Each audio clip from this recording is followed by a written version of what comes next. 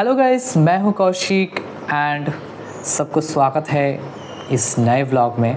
और आज मैं आपको दिखाऊंगा TDA 2050 IC वाला होम थिएटर किट से किस तरीके से एक हम होम थिएटर बना पाएंगे, वो भी बहुत ही सस्ते दामों में, बहुत ही कम कंपोनेंट के साथ, और किस तरीके से इसको हम ट्यून कर पाए ताकि बहुत ही अच्छा साउंड हमको मिले। ठीक है, तो चलो बिना देरी के वीडियो को स्टार्ट करते हैं। सो गाइस, सबसे पहले हम देखेंगे इस होम थिएटर सिस्टम में हमने क्या क्या कंपोनेंट यूज़ किया है। तो देखिए, सबसे पहले हम बोर्ड को दिखाते हैं। ये TDA 2050 वाला 2.1 होम थिएटर का जो किट है वही किट है। तो इससे साउंड क्वालिटी बहुत बढ़िया मिलता है, तो यही वाला परचेस कीजिए। ये सस्ता भी पड़ेगा, 200-250 में आपको मिल जाएगा ये। ठीक है, मार्केट में 200-250 में मिलेगा, ऑनलाइन आपको 200 से 300 के बीच ही मिल जाएगा। और इसके साथ हमने यूज़ किया है एक सबवूफर, ये 4 इंच का सबवूफर है, और 2 सैटेलाइट स्पीकर हमने यूज़ किया है। ठीक है, इतना मिनिमम रिक्वायरमेंट है, इतना आपको चाहिए, नहीं तो आप पूरा कंप्लीट नहीं कर सकते हैं। और उसके साथ देखिए, ये डबल चैनल पोटेंशियोमीटर और ये सिंगल चैनल पोटेंशियोमीटर, इससे बेस को कंट्रोल करेंगे और इसको ऑडियो को कंट्रोल करेंगे।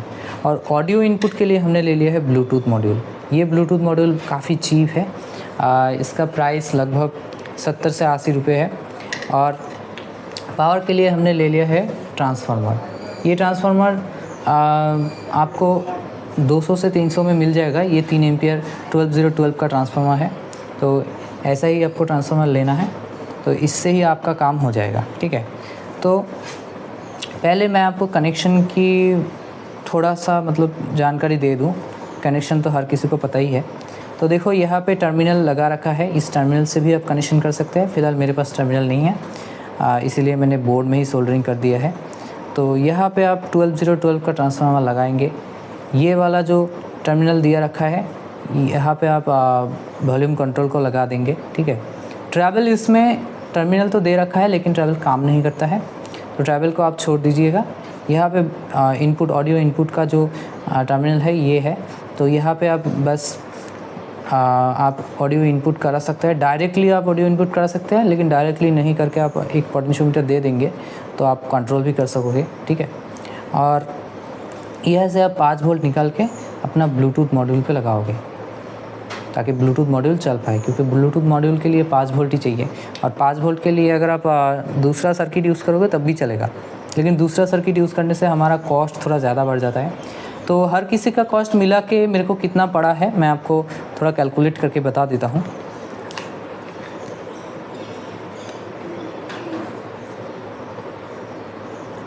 तो बोर्ड आपको मिलेगा 250 में,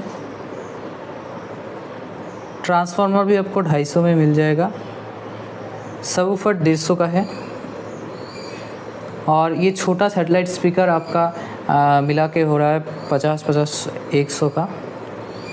और वॉल्यूम कंट्रोलर आपको 35 का मिलेगा, 35 + 35। एंड ये ब्लूटूथ मॉड्यूल आप 80 रुपये में मिल जाएगा आपको। ठीक है, तो लगाओ 80। तो देखो, कुल मिला के मेरा खर्चा आया है 900 रुपये। आपको 900 रुपये का कंपोनेंट चाहिए। ठीक है, 900 का कंपोनेंट चाहिए, और बाकी के एनक्लोज़र के लिए आप जैसा खर्च करना चाहे वैसा आपका मर्ज़ी है ना। तो फ़िलहाल मैं इसको चला के दिखाता हूँ आपको। तो चलो इसको कनेक्ट करते हैं सप्लाई से। तो ये हमारा एक्सटेंशन बोर्ड, इसमें हम सप्लाई दे दिए हैं। ठीक है, तो ये ब्लूटूथ से कनेक्ट हो गया है हमारे फ़ोन के साथ। अभी हम इसको प्ले करेंगे।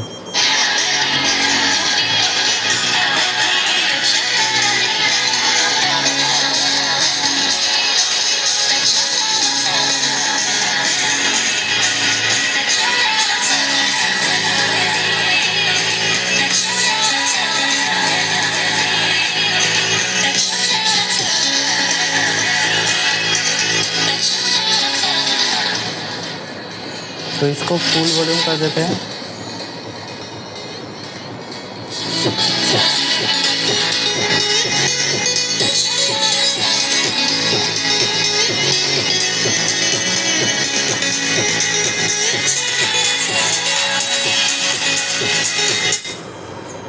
साउंड तो वैसे काफ़ी बढ़िया है क्योंकि इसमें TDA 2050 का IC लगा रखा है, ठीक है। तो थोड़ा बहुत जानकारी आपको वैसे भी है, मैं ज़्यादा आपको नहीं बता के डिस्ट्रैक्ट नहीं करना चाहता। लेकिन हाँ, तो इसके साथ दो चीज़ आपको ध्यान में रखना है। एक ट्रांसफार्मर, आपको बहुत अच्छे क्वालिटी का एक ट्रांसफार्मर लेना है, नहीं तो इसमें नॉइज़ आएगा, ठीक है। क्योंकि ये डायरेक्टली ट्रांसफार्मर से चलता है, कोई DC पावर सोर्स इसके लिए है ही नहीं। अगर DC से चलाओगे तो आपको बहुत बढ़िया क्वालिटी तो मिलेगा, लेकिन DC चलाने के लिए आपको 24 वोल्ट DC चाहिए, वो भी दो 12 वोल्ट का सप्लाई सीरीज़ में जोड़ के एक ग्राउंड पॉइंट निकाल के आपको देना पड़ेगा। तो इतना तामझाम तो आप करोगे नहीं, और इतना करोगे तो बहुत ज़्यादा खर्चा आ जाएगा। कहाँ ये 900 में आ जा रहा है, और DC सप्लाई से अगर चलाना चाहोगे तो आपको 1000 या फिर 2000 का आपको बैटरी पे ही खर्चा हो जाएगा, ठीक है। तो फ़िलहाल आपको एक अच्छा ट्रांसफार्मर लेना है, और ब्लूटूथ मॉड्यूल भी आपको लगभग अच्छा लेना है, ठीक है। लेकिन मैं एक चीज़ आपको दिखाना चाहता हूँ, ठीक है, स्पेशली तो आप नॉइस, इसको जब मैं चलाऊँगा ना तो नॉइस होगा थोड़ा सा, देखिए नॉइस हो रहा है, बीप साउंड हो रहा है, हमिंग साउंड भी आ रहा है। तो ये सब आ रहा है इस ट्रांसफार्मर की वजह से, क्योंकि ट्रांसफार्मर उतना अच्छा नहीं है। ये वैसे भी एल्युमिनियम का ट्रांसफार्मर है, और ट्रांसफार्मर अगर कॉपर का होता तो इसमें ऐसा नॉइज़ नहीं आता, और ट्रांसफार्मर का वाइंडिंग ढीली है, इसीलिए नॉइज़ आ रहा है। फ़िलहाल इस नॉइज़ का आप कुछ नहीं कर पाओगे, नॉइज़ तो होगा ही। लेकिन एक चीज़ आप कर सकते हैं, इस ब्लूटूथ मॉड्यूल का सप्लाई जो है इस बोर्ड से ना देके आप एक दूसरा सप्लाई इसके लिए मैनेज कर सकते हैं। मतलब एक चार्जर, पुराना फ़ोन का चार्जर अगर आपके पास है तो फ़ोन के चार्जर से आप इसको लगा दीजिएगा, तो ये नॉइज़ थोड़ा कम होगा मतलब बहुत ही हद तक कम हो जाएगा। तब ये नॉइज़ उतना ज़्यादा आपको इफ़ेक्ट नहीं डालेगा, ठीक है। तो देखो गाइस, मैं नॉइज़ का सलूशन लेके आ गया। ये एक पुराना फ़ोन का चार्जर है, और इस टाइप के चार्जर आपके घर में पड़ा होगा कहीं ना कहीं, तो आप पुराना चार्जर को ज़रूर यूज़ करें, ठीक है। यूज़ कर सकते हैं आप। तो इसको मैं थोड़ा पहले चेक कर लूँगा इससे 5 वोल्ट निकल रहा है कि नहीं। अगर ज़्यादा वोल्ट निकलेगा तो मेरा ब्लूटूथ मॉड्यूल ख़राब हो सकता है, तो इसलिए मैंने इसको पावर पे लगा दिया है। और अभी फ़िलहाल मैं थोड़ा मल्टीमीटर से चेक करके देखूँगा कि ये 5 वोल्ट का है कि नहीं।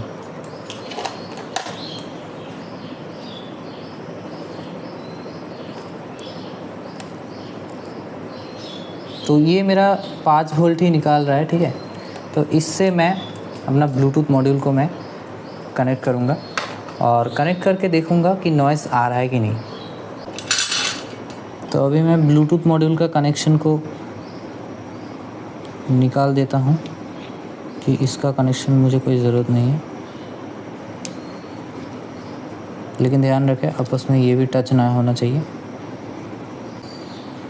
तो ये वाला हमारा VCC है, और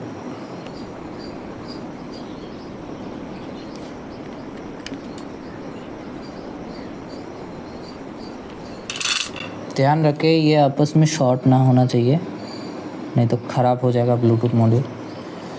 तो ब्लूटूथ मॉड्यूल को मैंने चार्जर से कनेक्ट कर दिया है।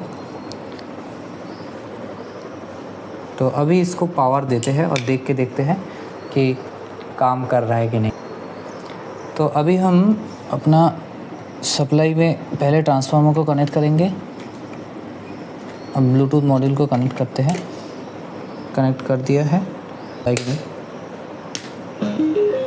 देखिए नॉइस बिल्कुल भी नहीं आ रहा है,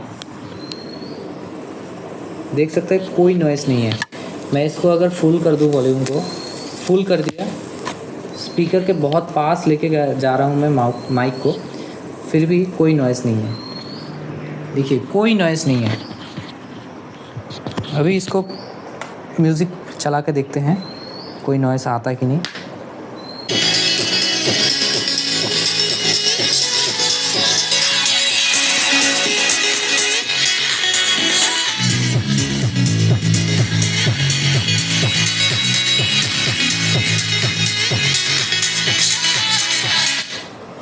तो आपने देखा कि किस तरीके से मैंने इस पर ज़ीरो नॉइज़ कर दिया है। एक्चुअली क्या है कि इसका जो सप्लाई है, इस सप्लाई के साथ बहुत ज़्यादा नॉइज़ है इस ट्रांसफार्मर में। एक्चुअल प्रॉब्लम इस ट्रांसफार्मर में है। ट्रांसफार्मर में बहुत ज़्यादा नॉइज़ है और ब्लूटूथ मॉड्यूल जो है ना, ब्लूटूथ मॉड्यूल काफ़ी सेंसिटिव चीज़ है और इस पे अगर कोई नॉइज़ आएगा तो ये तो नॉइज़ क्रिएट करेगा ही करेगा। तो इसीलिए इतना ज़्यादा नॉइज़ हो रहा था। लेकिन जहाँ पे एक चार्जर, ठीक है, मोबाइल का जो एडाप्टर और फिर चार्जर, इसमें नॉइज़ नहीं आता है क्योंकि ये SMPS है। इसमें बहुत सारे कंपोनेंट्स है, कैपेसिटर है, फ़िल्टर है, इसीलिए इसमें कोई नॉइज़ नहीं आता है। और नॉइज़ ना आने के लिए देखो कोई नॉइज़ ऑडियो में भी नहीं आ रहा है, ठीक है। तो आप ऐसा ही कर सकते हैं। आप अपना इस टाइप के जो एम्पलीफायर्स है इसमें नॉइज़ वाला इशू है, लेकिन और भी बहुत सारे ब्लूटूथ मॉड्यूल 2.1 किट है, उसमें नॉइज़ नहीं आता है। लेकिन फ़िलहाल मार्केट में यही ज़्यादा बिक रहा है अभी, यही वाला किट आपको मिलेगा। तो इसमें आप ऑन बोर्ड जो सप्लाई है 5 वोल्ट का वो यूज़ ना करें और एक्सटर्नल एक सप्लाई आप ब्लूटूथ मॉड्यूल में दे दीजिए।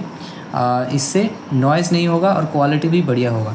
तो एक पुराना चार्जर, ठीक है, घर के कबाड़ से आप उठा लीजिए, नहीं तो आप 50 या 60 रुपये में आपको एक बेसिक सा चार्जर आपको मिल ही जाएगा। पुराना फ़ोन का जो चार्जर है जिसमें 5 वोल्ट का आउटपुट मिलता है। स्मार्टफ़ोन का आप ना लीजिए क्योंकि स्मार्टफ़ोन का चार्जर बहुत ही महंगा है। आप पुराना ले लीजिए, ठीक है। पुराना चीज़ों को आप इस्तेमाल करके ही ऐसा बना सकते हैं और इससे आपका बहुत ज़्यादा कॉस्ट भी बच जाएगा, मतलब पैसा भी बच जाएगा, ठीक है। तो 1000 के अंदर आपका पूरा सेटअप मिल जा रहा है।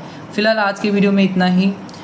इसका हम एक कंप्लीट सेटअप मैं दिखाऊंगा विथ इनक्लोज़र के साथ। किस टाइप के इनक्लोज़र बना के आप अपना ऑडियो अच्छा निकाल सकते हैं, ठीक है। इनक्लोज़र भी आपके सिस्टम के लिए बहुत ज़्यादा इंपॉर्टेंट है क्योंकि इनक्लोज़र अगर अच्छा नहीं होगा तो आपका साउंड तो उतना अच्छा नहीं आएगा। लेकिन इनक्लोज़र अच्छा होना चाहिए।